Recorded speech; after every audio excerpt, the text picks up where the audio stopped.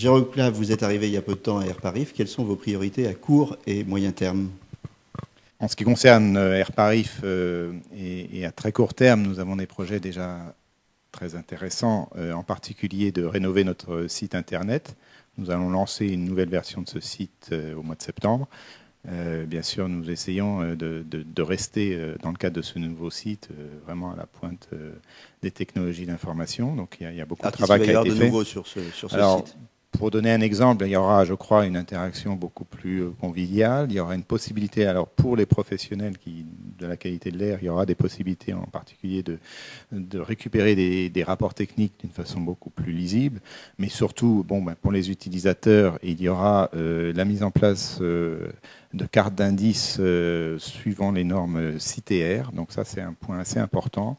L'idée étant de familiariser d'ores et déjà le public sur l'utilisation d'un indice européen, c'est-à-dire pouvoir comparer vraiment la qualité de l'air à Paris avec la qualité de l'air à Londres ou à Berlin. Donc ça, c'est une dimension nouvelle qu'on souhaite pouvoir, tout en gardant quand même l'indice Atmo, qui est l'indice français, et auquel on est tous habitués, en tout cas nos fidèles.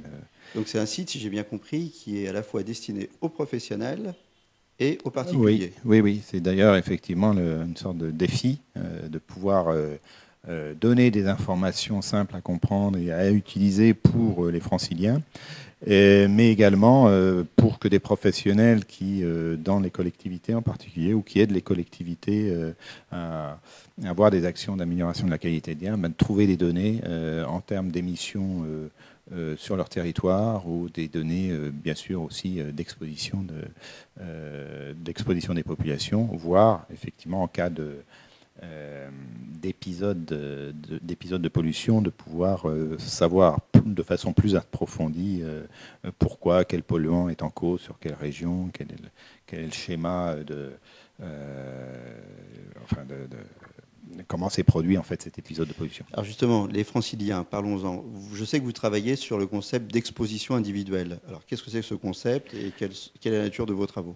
Oui, alors ça c'est effectivement une grande évolution pour Airparif, parce que nous souhaitons, historiquement, nous avons plutôt travaillé bien sûr au départ sur des données visant à caractériser l'air extérieur.